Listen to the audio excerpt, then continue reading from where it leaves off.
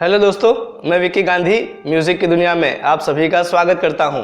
आप यह वीडियो देख रहे हैं मतलब साफ है, या तो आप म्यूजिक बजाते हैं या आप सीखना चाहते हैं, तो आप बिल्कुल सही जगह पर हैं, क्योंकि मैं इस YouTube चैनल पर आप लोगों के लिए कीबोर्ड यानी कि पियानो, हारमोनियम और मेलोडी का कैसे सीखा जाए उसके स्टेप बाय स्टेप जानकारी यहाँ पर देने वाला हूँ। इस वीडियो से रिलेटेड यदि आपको कोई भी प्रश्न है या कीबोर्ड, हारमोनियम, मेलोडिका या पियानो के लिए अगर कोई भी जानकारी आप चाहते हैं तो आप कमेंट बॉक्स में लिख सकते हैं। वीडियो में दी गई जानकारी अच्छी लगे तो लाइक करना ना भूलें। घर बैठे कीबोर्ड, हारमोनियम या पियानो सीखने के लिए चैनल को अभी सब्सक्राइब करें और हमारी लेटेस्ट वीडियो के अपडेट्स पाते रहने के लिए बेल आइकन को जरूर दबाएं। दोस्तों, हमारे जीवन में म्यूजिक एक मनोरंजन का भाग है, लेकिन आज मैं आप लोगों को म्यूजिक के बारे में कुछ ऐसी जानकारी बताने वाला हूं जो आपके म्यूजिक सीखने के इंटरेस्ट को दुगना कर देगी। म्यूजिक सुनने से हमारे बॉडी में एंडोर्फिन हार्मोन्स रिलीज होते हैं जो हमें किसी भी प्रकार की चिंता, मानसिक तनाव और शारीरिक थकान से दूर रखते हैं। जिन बच्चों की पढ़ाई को लेकर पेरेंट्स शिकायत करते हैं कि बच्चा एक जगह नहीं बैठता है या पढ़ाई में कंसंट्रेशन नहीं रहता है, तो ऐसे बच्चों के लिए भी म्यूजिक फायदेमंद होता है। इससे हमारा ब्रेन पावर भी बढ़ता है और रिसर्च के अनुसार म्यूजिक कई बीमारियों के सामने असरकारक है।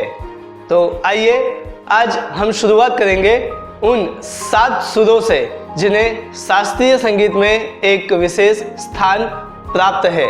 सा, रे, ग, म, प, ध, नि। 7 सुरों का अभ्यास आप कीबोर्ड, पियानो, मेलोडिका और हारमोनियम पर कर सकते हैं। यदि आपके पास इनमें से कोई भी इंस्ट्रूमेंट नहीं है और आप खरीदना चाहते हैं तो बिगिनर लेवल के लिए कुछ अच्छे इंस्ट्रूमेंट्स की लिंक आपको डिस्क्रिप्शन बॉक्स में मिल जाएगी। और यदि आप अभी कोई भी इंस्ट्रूमेंट नहीं खरीदना चाहते हैं तो हारमोनियम या कीबोर्ड की एप्लीकेशन भी आप मोबाइल में डाउनलोड करके आपकी प्रैक्टिस शुरू कर सकते हैं, जिसके लिए एप्लीकेशन की लिंक आपको डिस्क्रिप्शन बॉक्स में मिल जाएगी। प्रैक्टिस शुरू करने से पहले आपको हमेशा अपने सिटिंग पोजीशन का ध्यान रखना चाहिए। सिटिंग पोजीशन आप अपने कीबोर्ड के सेंटर, यदि आपके पास पियानो है, हारमोनियम है या कीबोर्ड है, तो जो भी उसका सेंटर पार्ट होता है आपको एग्जैक्टली वहीं पर बैठना है। और यदि आप चेयर यूज करते हैं तो विदाउट आर्म्स चेयर होनी चाहिए, जिसमें अगर आप हाथों का मूवमेंट करना चाहें तो वो आप इजीली कर सकें। आपका सिटिंग हमेशा कंफर्टेबल होना चाहिए और आपका स्पाइनल कोड यानी कि आपका जो बैक पोर्शन है वो झुका हुआ नहीं होना चाहिए, वो हमेशा स्ट्रेट होना चाहिए, लेकिन इतना भी स्ट्रेट नहीं कि आप कुछ ही देर में थक जाए, लेकिन आपको रिलैक्स होकर और स्ट्रेट होकर ही हमेशा प्रैक्टिस करनी है। शुरू करने से पहले आप लोगों से रिक्वेस्ट करूंगा कि जो नोटेशन यहाँ पर स्क्रीन पर दिए गए हैं उसे आप अपनी नोटबुक में लिख लें। दोस्तों, शुरुआत करते हैं। यह है हमारा कीबोर्ड। अब आप में से कई लोगों को यह प्रश्न होगा कि हमारे पास अगर छोटा हारमोनियम, कैसियो या कीबोर्ड है तो उस पर बजाना और इस पर बजाना, क्या दोनों में कुछ डिफरेंस होता है? तो मैं बताऊं, बिल्कुल भी डिफरेंस नहीं होता है। आप किसी भी कीबोर्ड में देखेंगे तो आपको 2 ब्लैक प्लस 3 ब्लैक का कॉम्बिनेशन देखने के लिए मिलेगा। तो जहां पर 2 ब्लैक्स का कॉम्बिनेशन है वहां पे फर्स्ट ब्लैक की जो है वो आपके लिए रहेगी सा।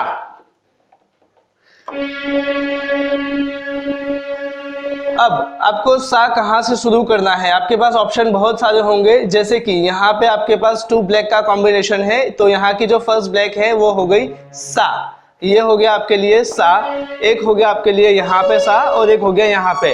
तो आपको कहाँ से शुरू करना है? आपको आपके कीबोर्ड का या हारमोनियम का जो सेंटर पार्ट है वहां पे जो भी एक, इसे हम कहते हैं ऑक्टेव, तो ये जो ऑक्टेव है आपको इसी ऑक्टेव पे बजाना है, यानी कि इस सा से आपको शुरू करना है।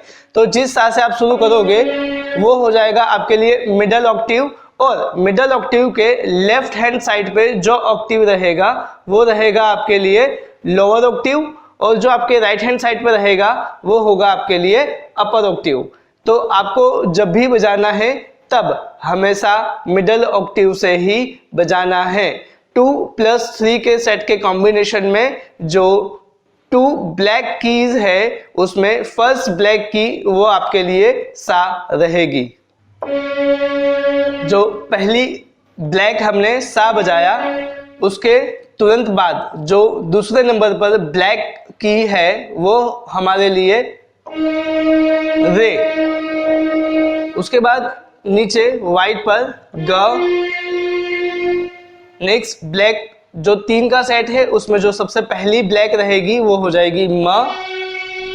अब आपको ये बजाना है सा रे ग म, और जिस तरह से आपने सारे ग म बजाया है उसी तरह से आपको प ध नि सा बजाना है, यानी कि ब्लैक ब्लैक वाइट ब्लैक। तो प ध नि सा के लिए आपका हो जाएगा ब्लैक ब्लैक वाइट ब्लैक। तो आपको ये फॉर्मूला याद रखना है जिससे कि आप सारे ग म प ध नि सा बहुत ही आसानी से याद रख पाएंगे। सा रे ग म प ध नि सा। मैं फिर से रिपीट करूंगा, black black white black black black white black. यानी कि आपके लिए ये काउंटिंग होगा 1 2 3 4, अगेन 1 2 3 4। तो ये होगा आपके लिए सारे ग म प ध नि सा। अब जब आप सारे ग म प ध नि सा याद कर लेंगे उसके बाद आपको इनके फिंगर नंबर्स याद करने हैं, यानी कि जो आपका राइट हैंड है, राइट हैंड में जो आपका अंगूठा है वो रहेगा फिंगर नंबर 1, यानी कि ये हुआ 1 2 3 4 5। अब जो एक्सरसाइज आपने बुक में लिखी है उसके अंदर हर एक नोट्स के ऊपर आपको फिंगर नंबर लिखे हुए हैं, तो आपको अकॉर्डिंगली फिंगर नंबर यूज करने हैं। सबसे पहले आपको सारे ग म प ध नि सा याद करना है, और याद करने के बाद उन्हीं फिंगर नंबर से उसकी प्रैक्टिस करनी है। जैसे कि सा के लिए हमें सेकेंड फिंगर यूज करना है सा, रे के लिए हम थर्ड फिंगर यूज करेंगे रे, ग के लिए हमें फर्स्ट फिंगर यूज करना है जो अंगूठा है वो यूज करेंगे ग, म के लिए हमें सेकंड फिंगर यूज करना है म, प के लिए हम थर्ड फिंगर यूज करेंगे प, ध के लिए हमें फोर्थ फिंगर यूज करना है ध, अगेन नी के लिए हम फर्स्ट फिंगर यूज करेंगे नी, और सा दोबारा से जो रिपीट होगा उसके लिए हमें सेकंड फिंगर यूज करना है सा। तो ये हुआ हमारा सारे ग म प ध नि सा, और प्रॉपर फिंगर मूवमेंट्स किस तरह से करना है वो बताया है। अब जो नोटेशन आपने लिखे हैं उसमें इस सा और दूसरा सा, यानी कि ये हमारा पहला सा है और ये हमारा दूसरा सा है, तो ये हुआ मिडिल ऑक्टेव का सा, ये हुआ अपर ऑक्टेव का सा। तो इस सा और इस सा की लिखावट में आप अंतर देख पाएंगे, क्योंकि इन दोनों को अलग अलग पहचानने के लिए यह जरूरी है।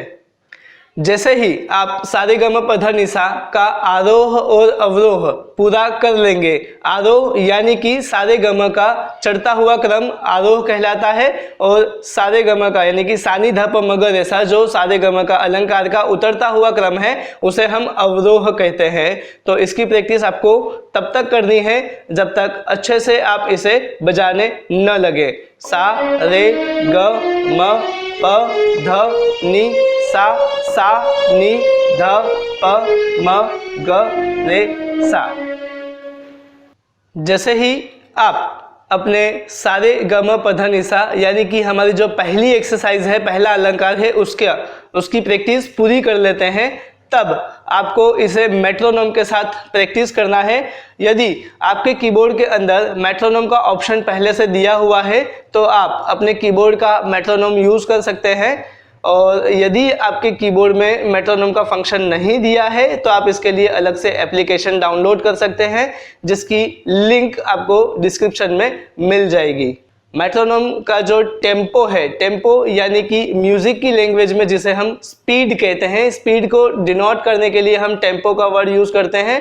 तो अभी जो मैंने टेम्पो रखा है आप यहाँ पे देख सकते हैं जो 100 है, तो 100 टेम्पो पर यानी कि 100 की स्पीड पर हम मेट्रोनोम चालू करेंगे। मेट्रोनोम एक बेल काउंट है जो हमें टाइमिंग बताता है, जिससे हम प्रॉपर टाइमिंग में यानी कि ताल के साथ प्रैक्टिस का अभ्यास कर सकते हैं।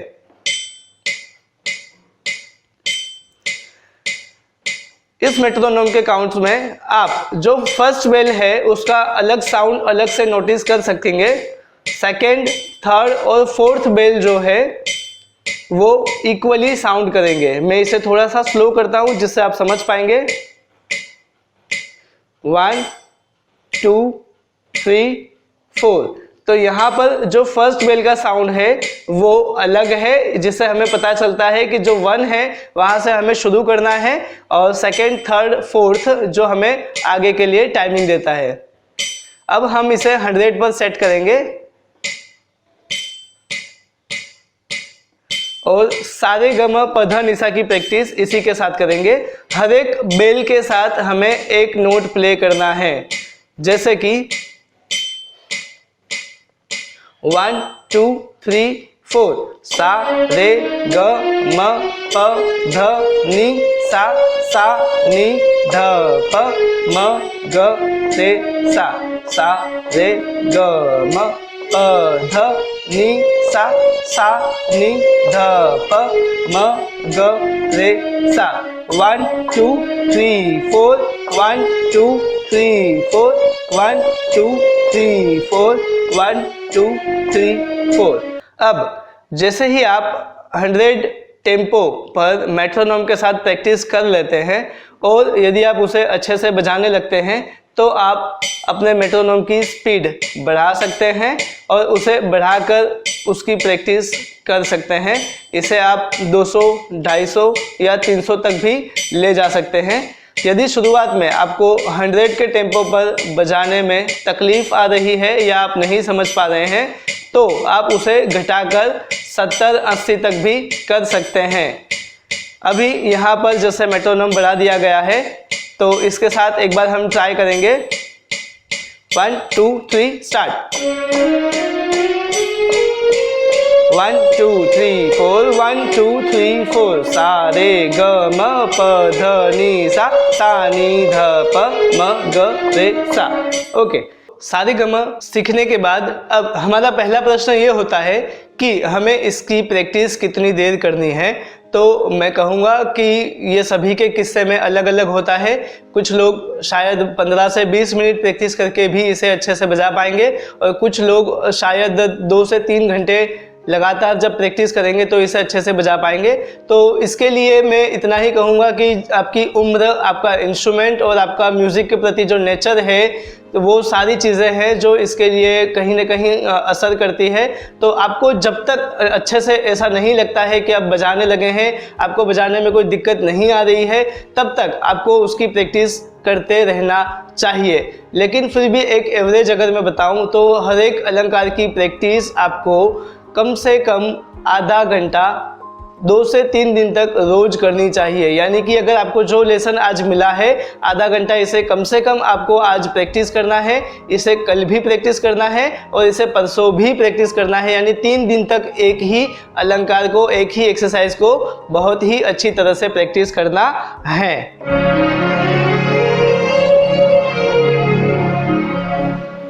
मेरे साथ जुड़े रहने के लिए धन्यवाद। मैं आप लोगों के लिए ऐसे ही सीक्वेंस में एक्सरसाइज जो अलंकार हैं, ऐसे 30 अलंकार जो कि आपके फिंगर्स को मजबूत करने के लिए बहुत ही इफेक्टिव हैं, एक अच्छे कीबोर्ड प्लेयर के लिए जो बहुत ही ज़रूरी है, ऐसे लेकर आता रहूँगा। तो जल्दी ही मिलेंगे अगले वीडियो में। Thank you.